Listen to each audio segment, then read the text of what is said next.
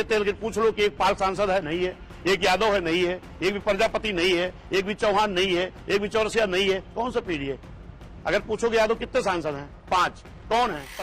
वारिस बन गए हैं, नौजवानों को वारिस बन गए हैं। जब मिल्कीपुर में अभी जल्द में उपचुनाव हुआ है, वहां बीएसपी नहीं लड़ी। बीएसपी वहां 45,000 46,000 वोट पाती थी। बीएसपी नहीं लड़ी तो इनको 25-50 तो पाना था, 30-40,000 पाना था। वोट कितना मिला है? 5,000 भी नहीं क्रॉस हुआ है। तो कुछ दिन पहले बोला है कि जब चुनाव नजदीक आता तो कुछ बरसाती मेढक सामने आ जाते हैं। वो जो आएंगे कौन है कि ओबीसी अकेले दम पर हमने 2007 में सरकार बनाई, मानवर लड़ नहीं लेंगे। सरकार बनाई है फुल फ्लैश। विश्वनाथ जी, ये जो 9 तारीख को आपकी एक मेगा रैली हम लोग समझ रहे हैं कि है, क्योंकि कांशीराम जी की पुण्यतिथि है, तो क्या होने वाला है इस दिन? क्या आप लोग सचमुच बड़ी ताकत दिखाने जा रहे हैं? देखिए, मानवर कांशीराम साहब की 9 अक्टूबर को पुण्यतिथि है। जो पहले भी हम लोग पुण्यतिथि मनाते थे माननीय बहन जी के निर्देशानुसार, तो हम जिला मुख्यालय पर, मंडल मुख्यालय पर एक विचार गोष्ठी के रूप में मनाया करते थे। लेकिन कई सालों से जहां पर माननीय बहन जी ने एक विशाल स्मारक स्थल स्थापित किया है मानवर कांशीराम साहब से के नाम से, पुरानी जेल रोड पर, वहां एक विशाल प्रतिमा भी लगी है मानवर कांशीराम साहब की। और वहां पर कई महीनों से, कई सालों से मरम्मत का काम चल रहा था, जिसमें हम लोग कई सालों तो जाते थे, लेकिन बाहर एक पोस्टर लगा के करते थे। लेकिन अब की बार वो मरम्मत का काम पूरा हो गया है, जिसमें हम लोग जाएंगे तो मानवर कांशीराम साहब को पुष्प अर्पित भी करेंगे, अपनी श्रद्धा अर्पित करेंगे पुण्यतिथि के मौके पर। तो उसमें अब की बार हम जिला मुख्यालय या मंडल मुख्यालय पर कार्यक्रम नहीं करेंगे। हम एक जगह उत्तर प्रदेश में जो मानवर कांशीराम साहब स्मारक स्थल है, माननीय बहन जी के निर्देश पर, गाइडलाइन में, वहां हम लोग पुण्यतिथि मनाएंगे। और वहां पर माननीय बहन जी उस कार्यक्रम का जो प्रदेश स्तरीय कार्यक्रम है, उस पे बहन जी का संबोधन भी होगा। नहीं तो अब पूरी ताकत, इसका मतलब आप एक जगह के लिए लगा रहे हैं, तो क्या पूरे प्रदेश से लोग जुट रहे हैं? क्या इसे मेगा रैली की तरह देखा जाए? निश्चित है कि पूरे प्रदेश के लोग इकट्ठा होंगे, लेकिन रैली का कोई नाम नहीं है। माननीय बहन जी ने कहा प्रदेश स्तरीय पुण्यतिथि हम लोग मानवर कांशीराम साहब स्मारक स्थल पर मनाएंगे। और वहां पर क्योंकि इस वक्त हमारे पास एमपी कोई नहीं है, विधायक एक हैं, और हमारी गवर्नमेंट भी नहीं है कि हम आरटीओ के द्वारा कह के बस लगवा लें। जैसे और लोगों की रैलियां होती तो वो सरकार के बल पर बस लगवा ली जाती, सरकारें बसें लग जाती हैं। तो लेकिन हमारे जो मानवर कांशीराम साहब के अनुयायी हैं, जो उनको मानने वाले हैं, जिनको उन्होंने एक दिशा दी है, करोड़ों करोड़ लोगों को, जिनको राजनीतिक ज्ञान दिया है, वोट का अधिकार बताया है, वो सभी लोग मानवर कांशीराम साहब जो मानने वाले, उनके जो अनुयायी हैं, वो 9 अक्टूबर को स्मारक स्थल पर आएंगे, पुष्प अर्पित करेंगे। और वो खुद के स्वयं से, अपने संसाधन से लोग आ रहे हैं। तो किस तरीके से संसाधन जुटा रहे हैं लोग? क्या देखिए, वो जो लोग मानवर साहब के अनुयायी हैं, उनके मानने वाले लोग हैं, वो खुद से अपनी व्यवस्था करके आ रहे हैं। जैसे आप देखते होंगे कि तमाम जगह लोग तीर्थ में, दर्शन में जाते हैं तो खुद संसाधन करके जाते हैं। वैसे मानवर साहब के जो अनुयायी हैं, जो उनको मानने वाले लोग हैं, वो सारे लोग अपने संसाधन से खुद आ रहे हैं 9 अक्टूबर को। और अब वो कितनी संख्या में आएंगे, क्योंकि मैं अगर खुद बस देता किसी को, जैसे एक जिले में अगर मैं 10 बस देता तो मैं सोचता चलो 1,000 लोग आ जाएंगे। लेकिन हम लोग को न विधायक हैं, न सांसद हैं, एक ही विधायक हैं, और न तो हम सरकार में हैं। तो वो खुद अपने स्वयं के संसाधन से लोग आ रहे हो, कितनी बड़ी संख्या में आएंगे ये तो आकलन उसी दिन लगाया जा सकता है।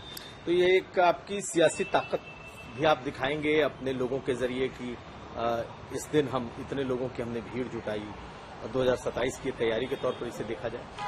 नहीं, वो तैयारी तो हमारी 2027 की चल ही रही है। अभी माननीय बहन जी के निर्देश पर हम लोगों ने बूथ गठन का, सेक्टर का काम लगभग 2 मार्च से शुरू किए थे। अब इसी बीच में मानवर कांशीराम साहब पुण्यतिथि आ गई, तो हम लोग पहले से मनाते, क्योंकि बहुजन समाज पार्टी बामसेफ DS4 के संस्थापक मानवर कांशीराम साहब ही हैं। और मानवर कांशीराम साहब के एकमात्र उत्तराधिकारी माननीय बहन जी हैं, जिनको मानवर कांशीराम साहब ने अपने जीते जी पूरे होशो हवास में लक्ष्मण मेला मैदान में मानवर कांशीराम साहब ने माननीय बहन जी को बहुजन समाज पार्टी का अपना एक उत्तराधिकारी, मात्र एक उत्तराधिकारी बना के गए थे। तो माननीय बहन जी संबोधन करेंगे, तो जो मानवर साहब के अनुयायी हैं, जो बहुजन समाज के लोग हैं, माननीय बहन जी के जो लोग हैं, सभी लोग आएंगे। और वहां माननीय बहन जी, सब लोग, हम लोग सियासी ताकत के रूप में नहीं देखा जाए कि भाई बसपा भी अब उसको आप चाहे जिस ताकत में देखें, लेकिन हम लोग तो अपने महापुरुष मसीहा की पुण्यतिथि अर्पित करने आ रहे हैं, पुष्प अर्पित करने आ रहे हैं। भाई आपका वोट शेयर गिर के 9% से भी नीचे आ गया है, 9% के आसपास आ गया। आपके पास विधायक नहीं है, आपके पास लोकसभा के कोई सांसद नहीं है, तो लगता नहीं कि आप लोग इतने नीचे आ गए हैं कि यहाँ से उठना बहुत मुश्किल है? देखिए, राजनीतिक सियासत है, ये ऊपर नीचे होती रहती है, लेकिन इस बार जो मेरी तैयारी है, जिस तरीके 2007 में हम लोगों ने एक जनता का गठबंधन तैयार किया था, एक भाईचारा तैयार किया था, सेम उसी तरीके से जैसे इधर मान्या बहन जी ने जो 2 मार्च से हम लोगों ने बूथ कमेटी का गठन किया, तो हम बूथ पर अपने कमेटियों को तैयार किए, सेक्टर कमेटी तैयार की और फिर एक जनता का गठबंधन तैयार करने की ताकत में हम लोग लगे हैं। और निश्चित है कि वही 2007 के तर्ज पर उस वक्त भी हम लोगों ने किसी से गठबंधन नहीं किया था, अकेले जनता गठबंधन तैयार किया था। और इधर जो एक भाषा लोग बोलते रहते हैं अक्सर कि बीएसपी तो खत्म हो गई, बीएसपी मिट गई, लेकिन अभी चुनाव आयोग ने एक अपनी सूची जारी की है कि हमारे पास राष्ट्रीय पार्टी कितनी है। आज भी चुनाव आयोग ने जो घोषणा किया है उसमें इस देश की तीसरे नंबर की राष्ट्रीय पार्टी की मान्यता आज भी बहुजन समाज पार्टी को है, भले ही हमारे एमपी विधायक नहीं है या 1 है 2 है, तो आज भी बीएसपी इस देश की तीसरे नंबर की राष्ट्रीय पार्टी है। और हम लोग फिर ताकत से आएंगे और 7 के तर्ज पर 27 में फिर माननीय बहन को मुख्यमंत्री बनाने की प्लानिंग कर रहे हैं और निश्चित रूप से हम सफल होंगे। तो आपका इस बार कौन सा फॉर्मूला है? क्योंकि अकेले लड़ने की बात कर रहे हैं, अकेले लड़ के तो आप लोग यहाँ तक आ गए कि अब न विधायक बचे, न सांसद बचे, न वोट बचा है, तो अब कौन से फॉर्मूले पे आप आ गए? नहीं, अकेले हमने सरकार भी बनाई है, लेकिन बहुत पुरानी बात हो गई ना, तो फिर नई भी बात हो सकती है। जब हमने बनाई थी उसके पहले भी हम लोग कोई दल से, जैसे तमाम दलों को आप देखोगे तो दलों के पास 2-4 नेता किसी दल से टूट के अलग हो गए, उन्होंने दल बना लिया। लेकिन बीएसपी नेताओं की पार्टी नहीं है, ये कार्यकर्ताओं की पार्टी है। मानवर कांसीराम भी किसी साहब भी हमारे किसी दल के नेता नहीं थे, मान्या बहन जी भी किसी दल की नेता नहीं थी, एक कार्यकर्ता थे। और उन्होंने इस देश में जिन समाज के लोगों को कई वर्ष बीत गया था चुनाव लड़ने का अधिकार नहीं मिला, बाबा साहब ने वोट का अधिकार तो सबको दिया था। 78 इसी जाति पिछड़े समाज के लोग थे जिनको वोट देने का अधिकार तो बाबा साहब दे गए, तो चुनाव लड़ने का अधिकार नहीं था। मानवर कांसीराम साहब ने उनको जगाया, उनको आगे बढ़ाया, उनको वोट की कीमत बताई और एक नारा दिया जिसकी इतनी संख्या भारी उसकी उतनी सारी भागीदारी।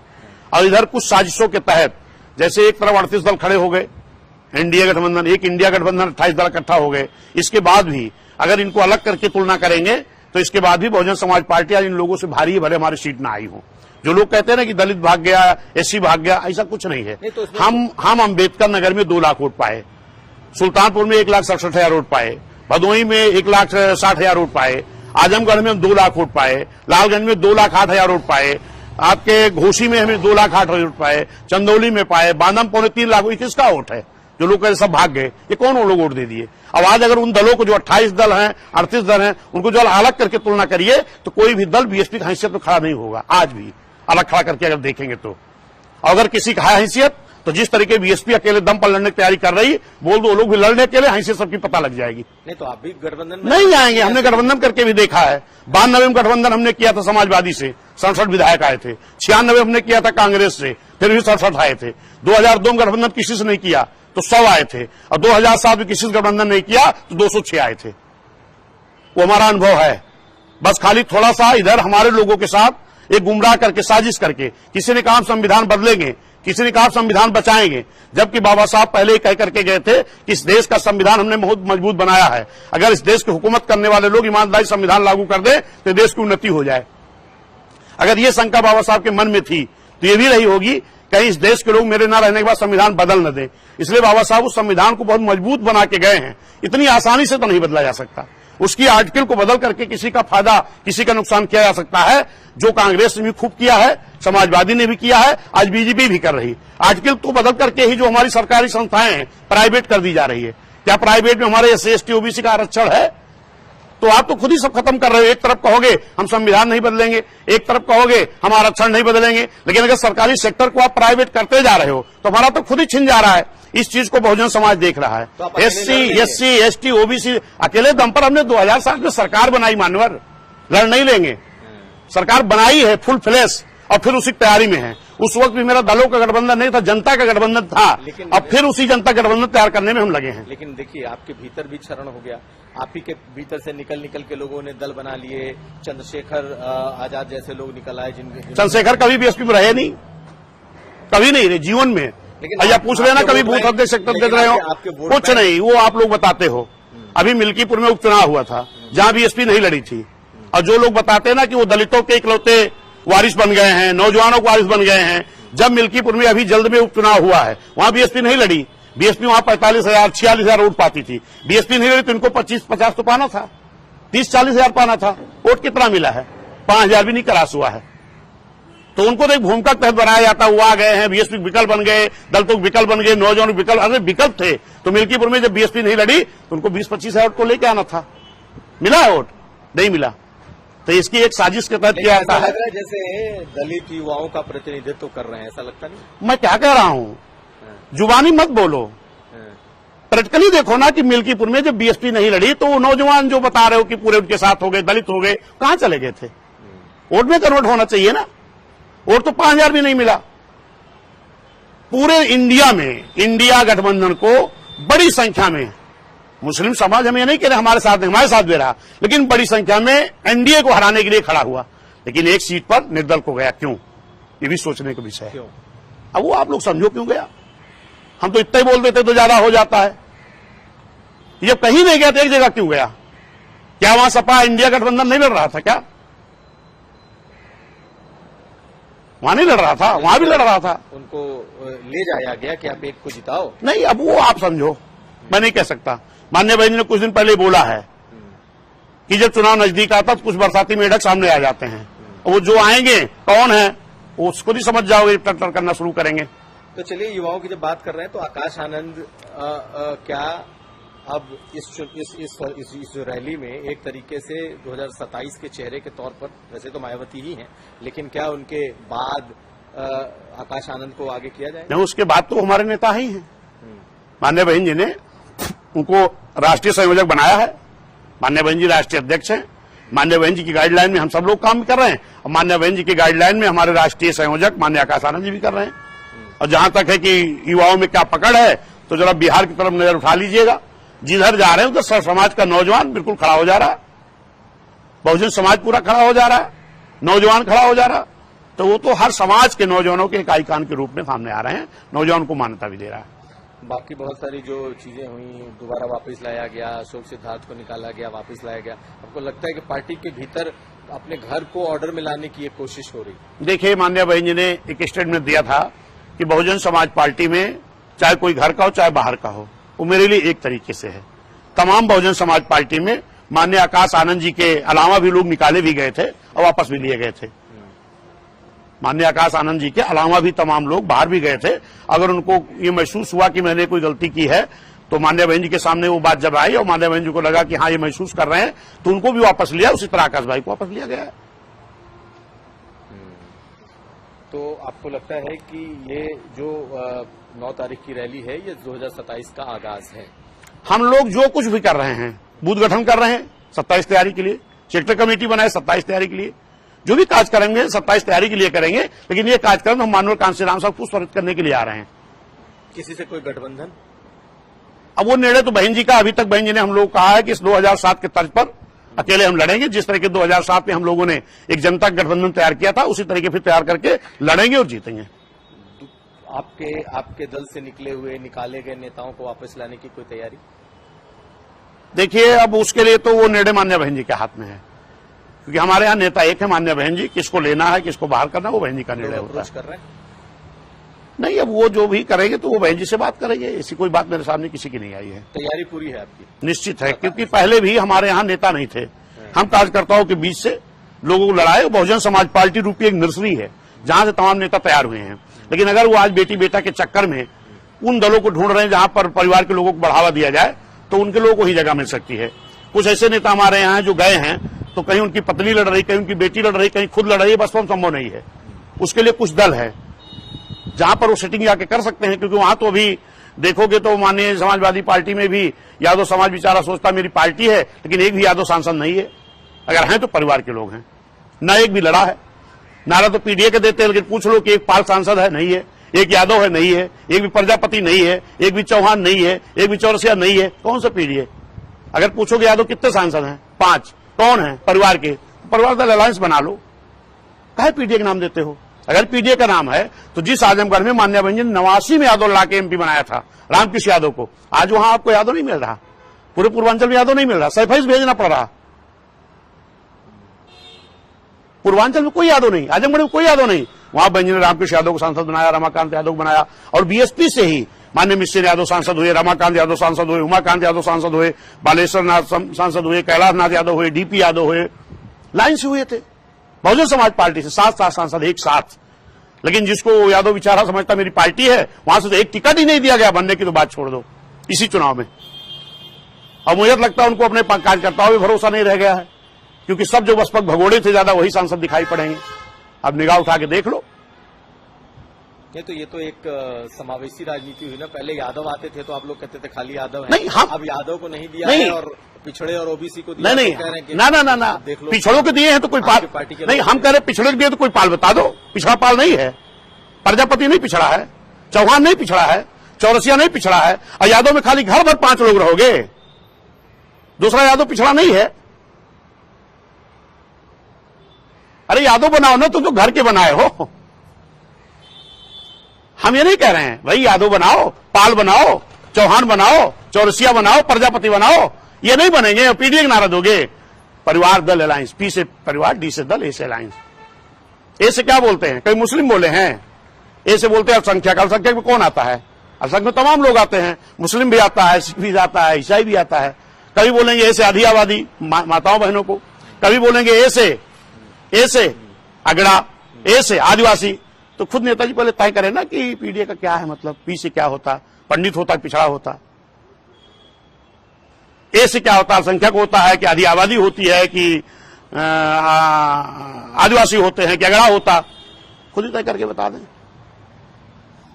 आप बहुत आपके सुर बहुत तीखे हैं, लेकिन ये बताइए कि इस बार तो बसपा का भी वॉल पेंटिंग दिखाई दे रही है, बसपा की गाड़ियां घूमती हुई दिखाई दे रही हैं, तो क्या इसकी तैयारी आप, क्योंकि बहुत सालों से वॉल पेंटिंग नहीं दिखाई दी, गाड़ियां घूमती हुई नहीं दिखाई दी, जो हुआ बस उतना ही तक था कि मानवर कांसीराम साहब के अनुयायी जितनी ताकत से मानवर साहब की पुण्यतिथि मना पाएंगे वो मनाएंगे। मानवर साहब अगर नहीं पैदा हुए होते, बहुजन समाज गठन नहीं किए होते, तो हम लोग राजनीति में आज भी नहीं आए होते, क्योंकि 1952 से वोट पड़ना शुरू हुआ है और बीएसपी का गठन मानवर कांसीराम साहब ने 84 में किया है। 32 साल तक हम नहीं चुनाव लड़ने को पाए थे। हम मतलब हमारा समाज 78 ऐसी जाति पिछड़ी समाज के लोग थे, तमाम दल थे, लेकिन 78 ऐसी जाति के लोग थे जो चुनाव लड़ने को नहीं पाए थे। धन्यवाद देता हूं मानवर कांसीराम साहब मान्य बहन जी को, जिन्होंने बहुजन समाज पार्टी बनाई, एक नारा दिया कि जिसकी इतनी संख्या भारी उसकी उतनी हिस्सेदारी। तो जिनको पहले भी भागीदारी मिलती थी, ब्राह्मण क्षत्रिय वैश्य, उनको भी दिया, और जिनको कभी नहीं मिली उनको भी दिया। चाहे एससी रहा हो, एसटी रहा हो, पिछड़ा रहा हो, मुस्लिम रहा हो, न्याय पसंद ब्राह्मण क्षत्रिय वैश्य रहा हो, सबकी भागीदारी देने का काम बहुजन समाज पार्टी ने दिया है। और सब समाज को सरकार में न्याय मिला है, कानून का राज चल रहा था, रोजगार मिला है। ये देखो वर्दी पहने घूम रहे ना बेचारे, ये सब नया पद सृजित करके बहन जी ने दिया है। सफाई कर्मी 1,08,000 नया पद सृजित करके दिया है। पुलिस की भर्ती, मास्टर की भर्ती, गार्ड की भर्ती, कभी पर्चा नहीं लीक हुआ। आज तो हमारा नौजवान फार्म भरता है, जगह निकलती है, लेकिन जब परीक्षा देने पर्चा लीक हो जा रहा है। वो चाहे जिस समाज के बच्चे हों, चाहे ब्राह्मण समाज के हों, क्षत्रिय समाज के हों, पिछड़े समाज के हों, एससी एसटी हों, अब उन परिवार के ऊपर क्या बीतती है जो अपने बच्चों को उन्होंने खूब खुशी में नौकरी निकली, पर्चा देकर फार्म भर के भेज दिया परीक्षा के लिए, वहां पहुंचते पता लगी पर्चा लीक हो गया। समाज में मायूसी है। आज चाहे किसान हो, नौजवान हो, छात्र हो, सब परेशान है। ये सारे मुद्दे आप निश्चित है कि यहाँ की उत्तर प्रदेश की आम जनता ने 7 से 12 तक बहन जी की सरकार को भी देखा है, और 12 से 17 तक समाजवादी को भी देखा है, और 17 से 8 तक बीजेपी को भी देख रहा है। आज उत्तर प्रदेश की आम जनता कह रही है हमें तो वही बीएसपी लौटा दो जिस सरकार में पर्चा नहीं लीक हुआ, जिस सरकार में 5,000 प्राथमिक विद्यालय बनाए गए। विद्यालय खत्म नहीं किए गए, आज तो खत्म किए जा रहे हैं। 5,000 प्राथमिक विद्यालय बनाए गए, हाई स्कूल विद्यालय बनाए गए, इंटर कॉलेज बनाए गए, पॉलिटेक्निक कॉलेज बनाए गए, आईटीआई कॉलेज बनाए गए, होम्योपैथिक कॉलेज बनाए गए, इंजीनियरिंग कॉलेज बनाए गए, शकुंतला मिश्रा महाविद्यालय बनाया गया, जहां हमारे मूक बधिर बच्चे भी पढ़ते, अच्छे बच्चे भी पढ़ते हैं। आज कितने बन रहे हैं? आज आम जनता कह रही है हमें वो सरकार चाहिए जिस सरकार में अधिकारी टाइम पर ड्यूटी पे आ जाता था 10 बजते ही पहले। आज तो पता नहीं लगता अधिकारी कै बजे आ रहा। हमें वो सरकार चाहिए जिस सरकार में कानून का राज चलता था, जिस सरकार में अधिकारी टाइम पे आता था, जिस सरकार में बच्चे पढ़ते थे। सरकार भी तो कह रही है कि कानून का राज कहाँ पूरा, अगर कानून का राज, अपराधी डरे हुए हैं, थाने में माफी मांग रहे हैं, गले में तख्ती लटकाए घूम रहे हैं।